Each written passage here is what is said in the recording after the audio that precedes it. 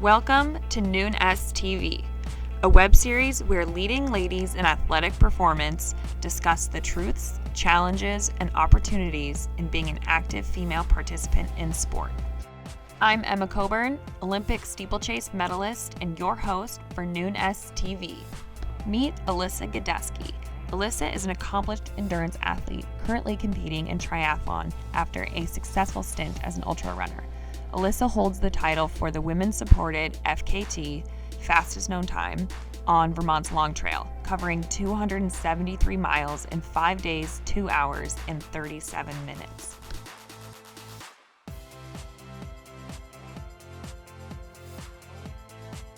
Alyssa, let's throw back. Give us an insight into your start in endurance sports. I guess I started in endurance sports kind of by accident, actually. So I spent my first 2 years of undergrad at the Naval Academy. And when you're there, you have to play a sport. And so I grew up playing soccer, but I didn't get recruited or anything to play collegiately. So when I got to Navy, I kind of dabbled in lacrosse for a little bit.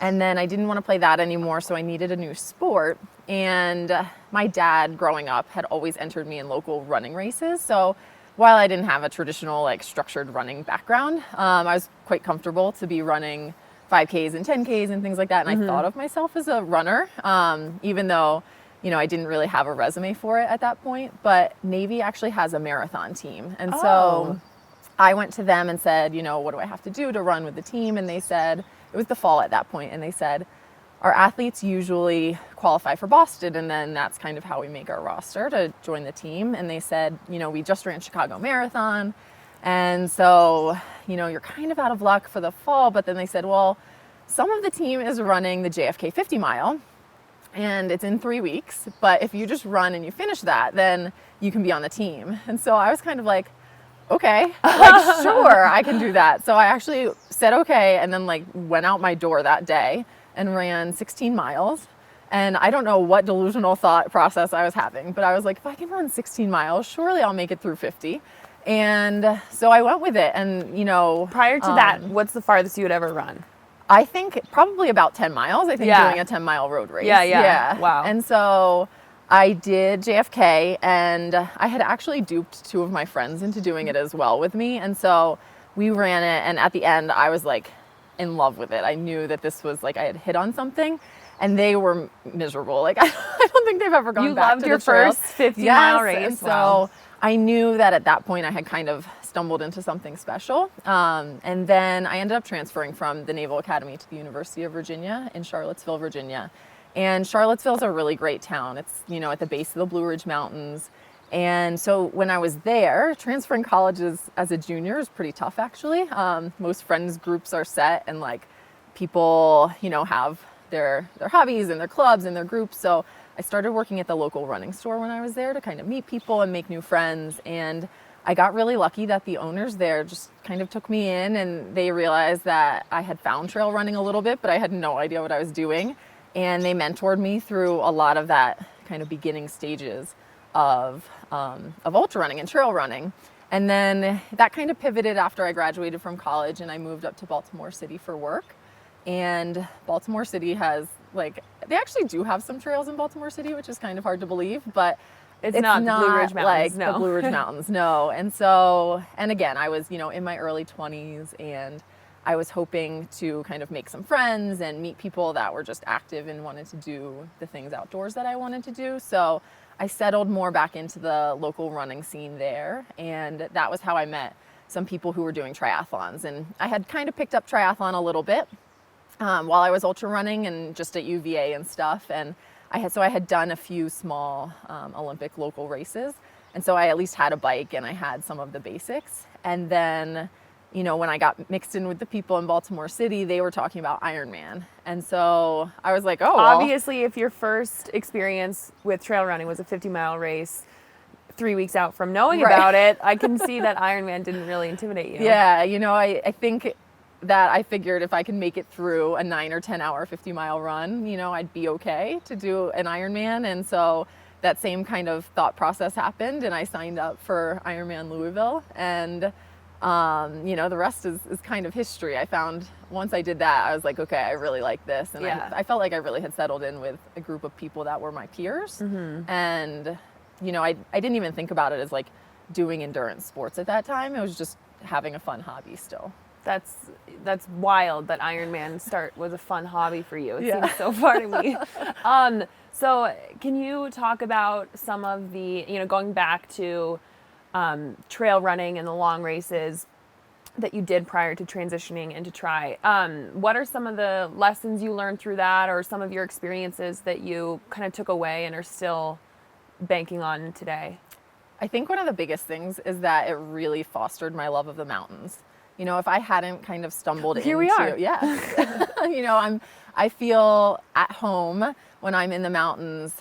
There's always like the ocean or mountain debate, and I will take the mountains any day. It's really been a place for me that's been important as I've evolved as an athlete, where I can go to find so many things. I can find happiness and like where I can be calm, but I can also go to be, get stronger and be humbled and be reminded that like, no, I'm not, I still got things to work on, and I still can get stronger and faster and things like that. So above all else, I'm just really grateful that it gave me the awareness of what the mountains are and how to kind of start to feel comfortable existing in that and being safe there.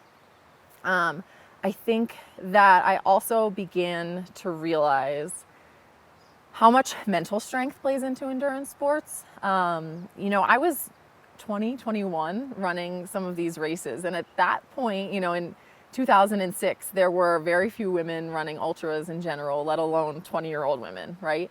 And I didn't have, I had some mentors that were helping me along, but I wasn't really following a structured coaching plan or anything like that at that point. And so I was winging it, like from nutrition to my training. I was still going out and having fun like 20-year-olds do. And so I started to realize that when I would get to these races that I was doing really well. And I just had this feeling of, I didn't know what I was doing. So it wasn't like I was nailing my nutrition and my training going into it. So I kind of thought like, what was it that's really helping me win some of these races and be at the top?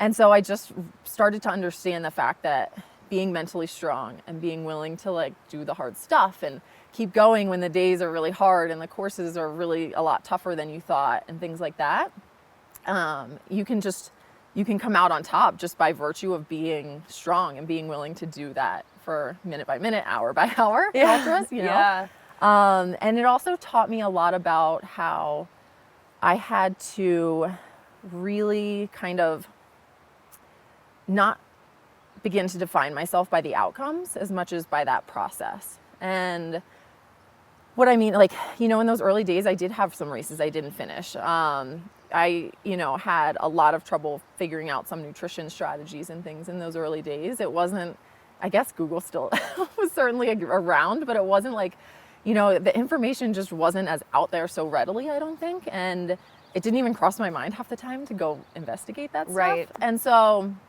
had I really been placing it on like, okay, these are the races and I need to like be winning them or be doing so well, I think I would have lost a lot of the joy that I was finding in the process of just being able to go out and be like, oh, there's trails there. Let me go run for a few hours and let me, pack a pack with some things and go out and get lost for a little bit and, hike around and see that stuff. Like that training aspect in that process was really where I was having the most fun and like learning so much about myself that it was really nice to win some of them. Don't get me wrong, who doesn't like to win, but I knew that it couldn't define myself to like only have to always be on top.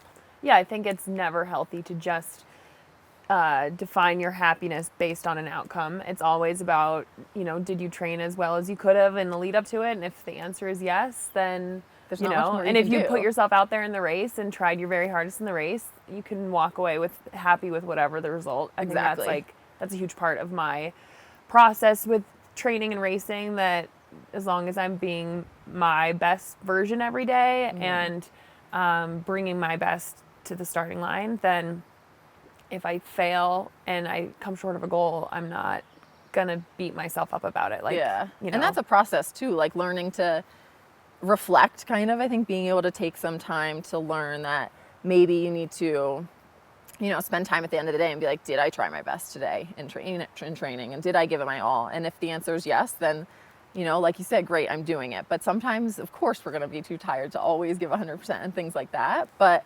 that process really helps the longevity of it And too. there's nothing worse than like finishing a race and being like, oh, I left something out there, or like Right. trying to fall asleep that night, or even in a training scenario being like, oh, I know I didn't do my best. Like I didn't try my absolute hardest. Yeah. And you reflect and you're like, I never want to have this feeling again. You know? No, it is. And when you're grinding Right. in those tough moments, you can remember to be like, remember that time that I was lame and I Yeah. didn't work as hard as I should have and I was so Yeah. mad at myself. It's interesting that my race is 9 minutes and your race is 9 hours, but we can still, we all go through these same processes in our brains. So now transitioning, you changed sports. Obviously, as you said, you felt less intimidated by the Ironman because you had been racing 8-9 hour races, but it is a huge change to do a totally different sport. Yeah. What was that transition like, and then how was it making kind of big goals for triathlon in this totally new sport? So I knew that I needed help, and I knew that there had to be someone out there who could help coach me. Growing up playing soccer, I was so lucky that I had really, really great coaching while I was developing as a soccer player, and I really was able to see what a difference good coaching makes, right? Even in a team sport. And so I began to look into having a coach for triathlon because I kind of thought, I'm doing pretty well, but again, I'm just winging it. Making it up, Can I be better if I have someone who knows what they're doing? And so I found Hillary Biscay, and she is a Ironman champion. She's an Ultraman world champion. And so she had a very good understanding of not only Ironman, obviously, she's finished like 66 of them, I believe, but also the ultra running side of things. She had also kind of jumped into some ultras, and she knew that side of the sport too. I was definitely nervous that getting into it, a lot of coaches would kind of be like, you have to give that side of it up, and that's not gonna help make you the best Ironman triathlete and things like that. And I knew that if I gave up, being able to go run in the mountains sometimes and being able to do some trail things, that I wasn't going to be fulfilled, right? So it was important to me that whoever I was working with was on board with that, and Hillary was like 100%. So that was really great. And we just kind of, from the beginning, we worked really well together. And in the beginning, it wasn't, I didn't even say or really probably think at that point, like, I want to be a professional triathlete. It was more that as I started just chipping away at the process, it was nice because like she started giving me the plan and I could take a lot of that thinking out and just start executing. Right. And I started to see like these incremental gains. And it wasn't super fast, it was definitely over months and a couple seasons. But I started to realize that like there were a couple people when I was dabbling in triathlon in the very early days, the women racing, like that I was close-ish to when I had no idea what I was doing. Those women were now racing professionally now, and I was watching them and I was like, maybe if I keep working, like I could keep following in their footsteps and keep doing that. And so triathlon was so different from ultra running for me because of that. It had this community of women that were competing professionally. And there were, of course, women ultra runners, but it just wasn't as big, and they weren't getting as much attention and the minimal media that even the women at that point in triathlon were getting. At least I was able to see that, and I was able to relate and put myself like, I think I can kind of follow in their shoes. And so Hillary, having been established with her own career too, she just gave me such an insight into what it could be like to have, like she was based out of Tucson at that time, and she had women that she was training with, and they pushed themselves. And I was able to go out to Tucson a few times to train with some of her athletes and get to see what that like group environment is like, and what it's like to have to, train with women that you want to support, but then also be racing against them, and how that dynamic kind of fits. And I loved it. Did you thrive in that, having other women to push you and support each other and all that? Yeah, and I think it's just, I'm a competitive person, and so I love having someone to race in training, race in the race course too, but having someone to go head to head with is like so much fun for me. And then when it's someone I really like and that we can hang out with afterwards and kind of laugh about like, oh, you did great today, or you did terrible today, but Right. you know. I think female training partners, or even just having some allies that you can be at races with and have a laugh with, is so important, and it makes the sport, whatever your sport, so much more enjoyable. And I think you can really get so much more from yourself because you're supported by other people. And Yeah.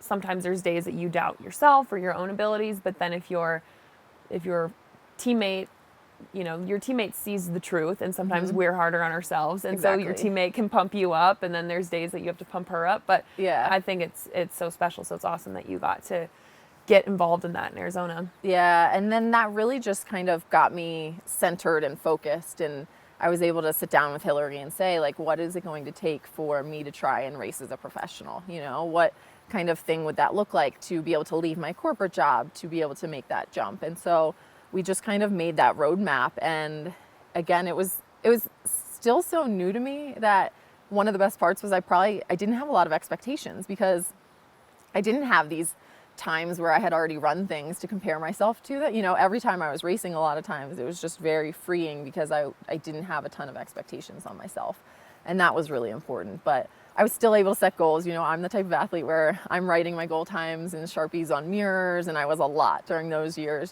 trying to like break 3:30 in my Ironman marathon. I had a 3:26 written on my bathroom mirror for probably like 2 years trying to do that, but just having that community finally and feeling like I was a part of that was huge. And I knew that triathlon was like a good spot for me at that point. Yeah.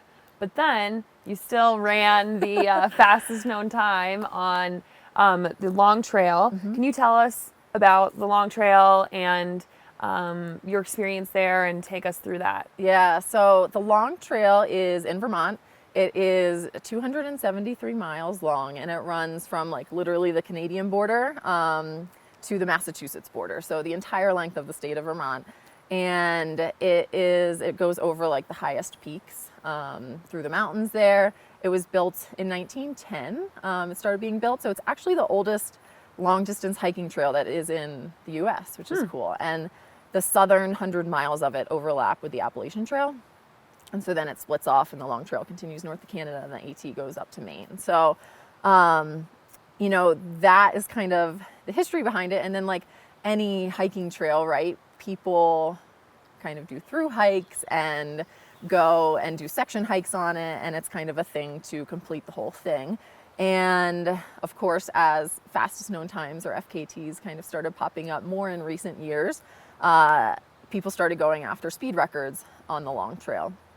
And so I guess it was, I had actually never heard of the long trail. I had been to Vermont maybe once growing up or something, but in like 2011, I believe it was, Jennifer Farr Davis went out on the Appalachian Trail, and she set the fastest known time, male or female, for a through hike on the AT.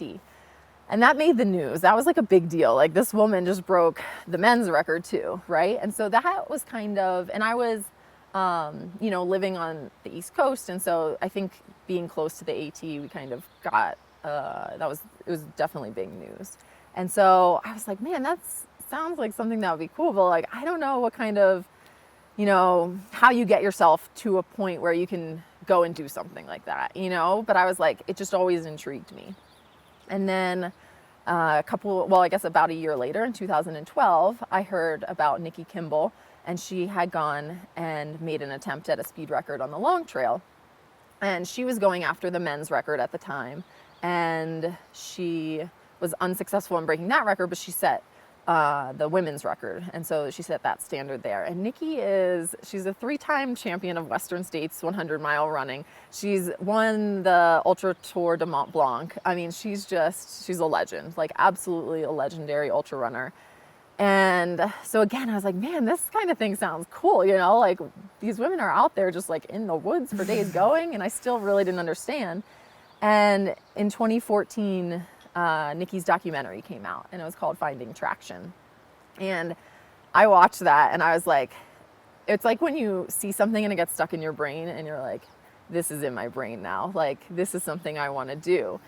And I'm not really sure what made me think like I could ever under any circumstances compete against Nikki Kimball. You know, you look at our races side by side and everyone would pick Nikki, you know, to beat me every time. But something about that experience, I was like, that's what I want to do. Mm-hmm. But 2014 was also the time I had just left my corporate job. I was moving back to Charlottesville to go full time with training and racing triathlon.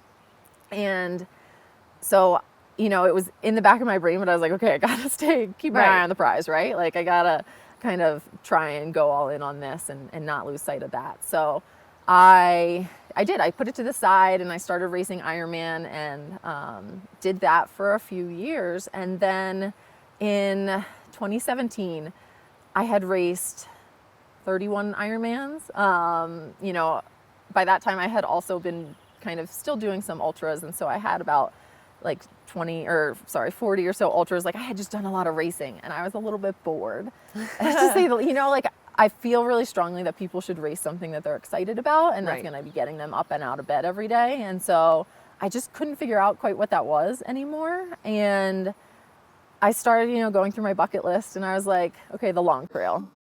And so I talked to Hillary and I said, can we do this? You know, and I said, you know, it's been on my radar. I want to go in. I want to go do it.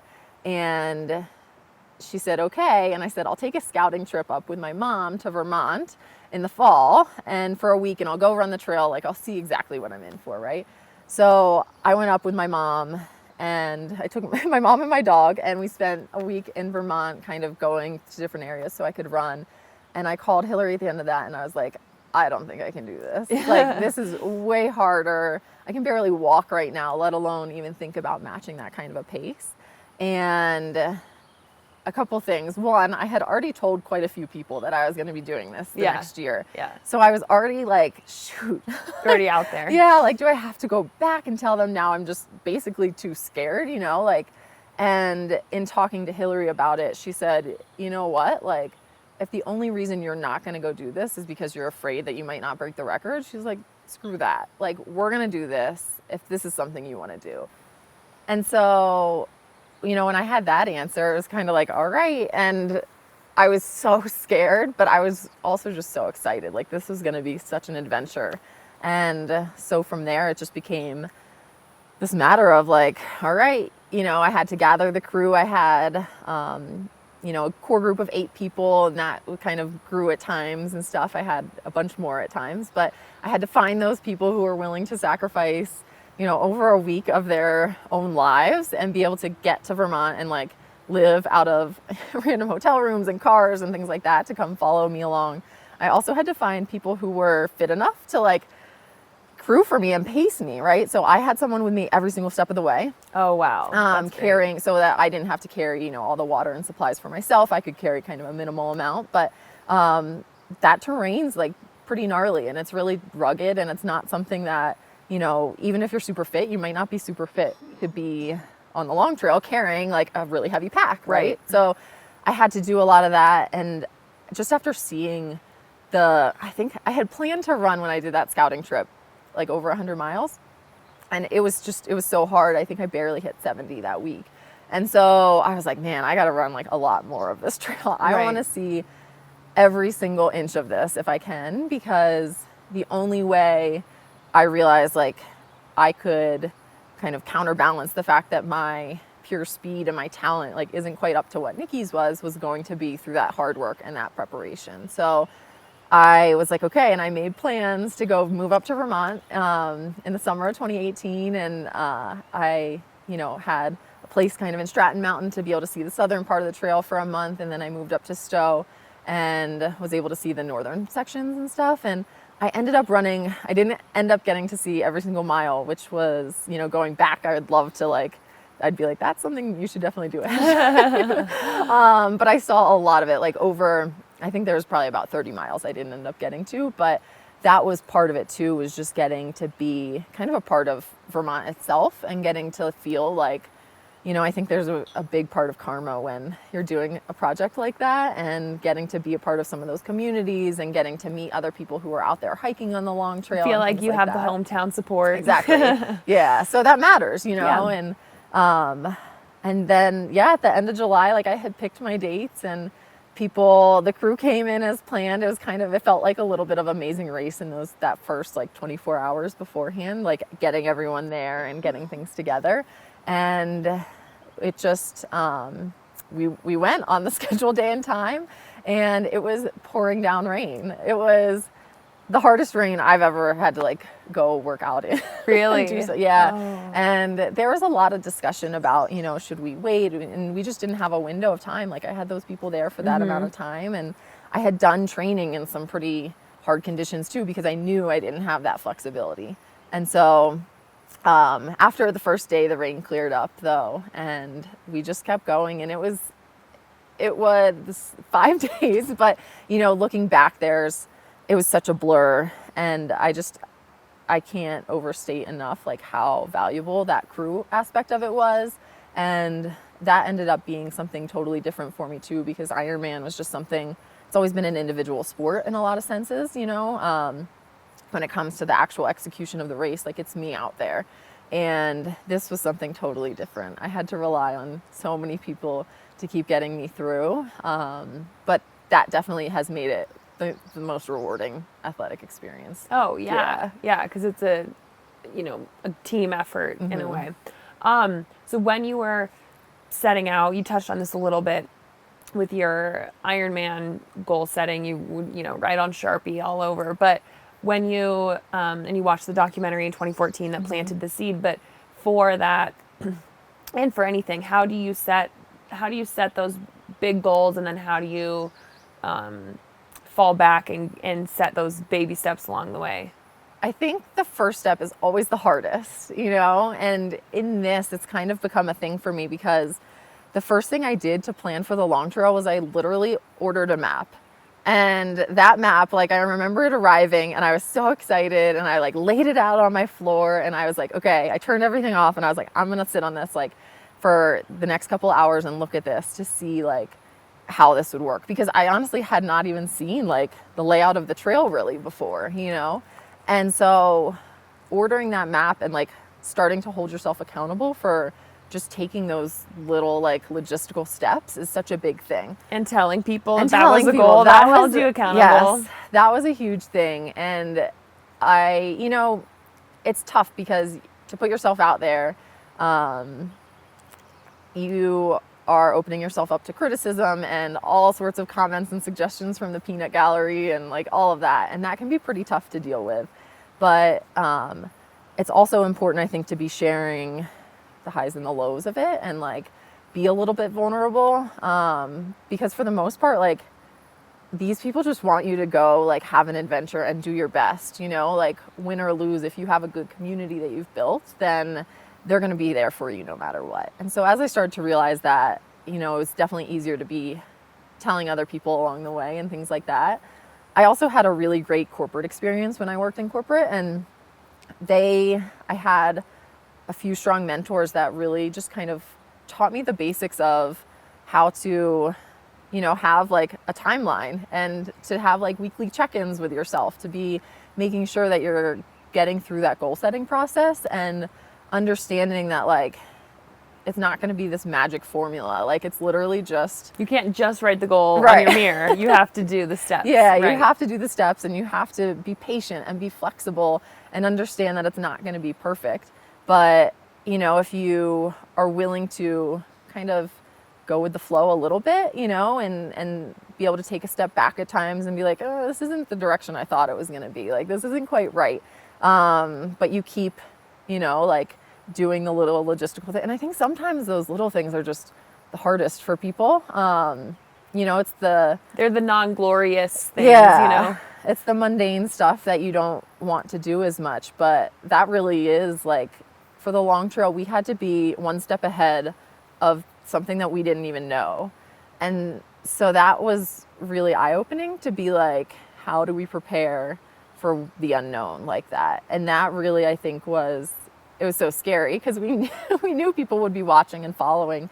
And in some ways, it was just good to like have that accountability to make sure we like at least weren't embarrassed at the end of it, you know, like at least we did the best that we could. Yeah. My coach, who's my husband, he always says that confidence is earned, and that like that preparation that you put in every day on those little tiny mundane tasks that prepare you, give you that confidence to go out and attack these big goals. And again, as we talked about earlier, if you come up short, you come up short. But if you did all the stuff to get there and you earned that confidence and you earned kind of that right to make these huge goals and go after them, then you can't be upset. And it's true that you say like the community that you build around you can really help when the times get tough.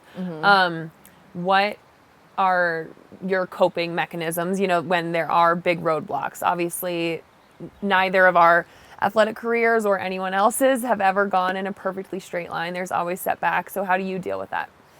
Yeah, you have to just, again, I think practice not defining yourself by those outcomes, and kind of like you said earlier, just being really comfortable with learning to give 100%, you know, when you're out there, and knowing that that's kind of the most that you can do, I think is really important. And I think having trust in, you know, having a coach and having someone that's always on your side and always on your team, you know, is really been huge for me.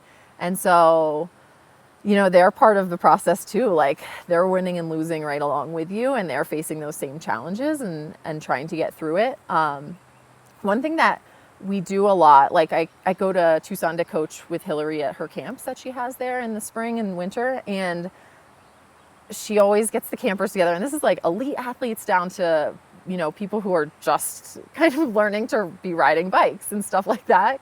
And one of the things that we do at this camp is we tell them in the beginning, like, these are not optional exercises. You know, like, you are here, everyone's going to do all of the camp activities, and, you know, getting in the SAG car, leaving early, like, that's not an option for us. You know, you have great coaches here who are going to be with you through the whole process, and we're going to get you through that.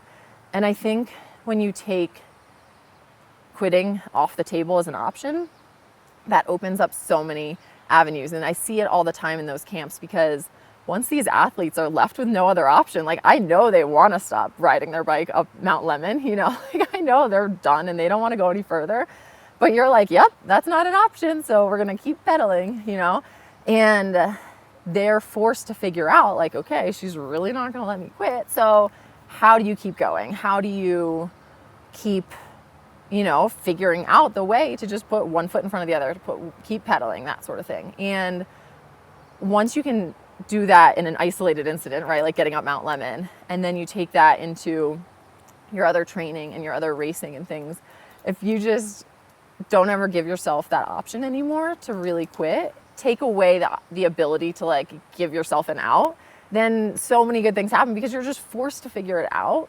And I think that's something that with the long trail, like, I had told all these people, and they were coming in, like, we were doing this no matter what, you know, we were going to get me to the end of the trail no matter how long it took. You know, I kind of joked with my boyfriend at the beginning. I was like, what if I'm still out there and everyone has to, like, catch their flights home? Yeah. And then I was kind of like, well, my parents will still be there, and they can handle it. Like, if I'm moving that slow at the end, like, they'll handle the last couple days. Like, quitting wasn't an option. Yeah. You know, I was going to be out there and my parents would handle it, and we would get me to the end one way or another. We do a workout where we do this won't intimidate you because you are running up and down mountains, but we do a 3-mile hard tempo up a road in Boulder that's a 1,000-foot climb. And the only thing Joe, my coach, says is, you can cry, but you can't walk.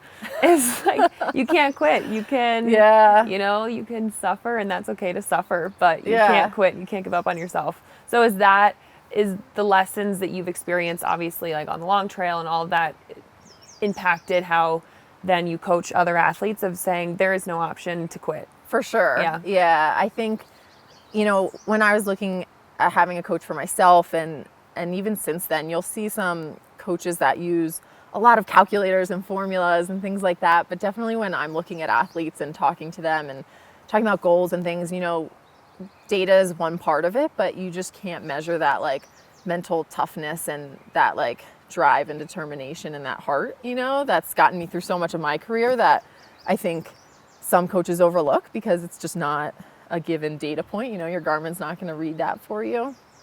And so I think it's, helping athletes develop that, like realizing that mental toughness is a skill and it's not something that some people have and some people don't. Like, sure, you'll have people that have, are better at it. And that's probably because they've done some things to help develop that skill. And I mean, through my own training, I could give you handfuls of examples where sure, you could have done and gotten the same athletic effect, right? Training effect by doing maybe something that was more interesting or more engaging or things like that. But no, that 3-hour treadmill run, that was like so boring and so hot and so terrible, right? Built so much mental toughness in me because I knew I can do that. I can run for 3 hours when it's boring. I can do anything, Totally. And I think it also has just helped me with my athletes kind of have like a tough love system, like if they want to come to me with some big goals and big dreams, that's great. And I'm 100% on board, but like to do tough things, you're going to have to do tough things to get ready for it. So, I don't let them off the hook with those kinds of things. If it was easy, everyone would do it, exactly, right? Yeah.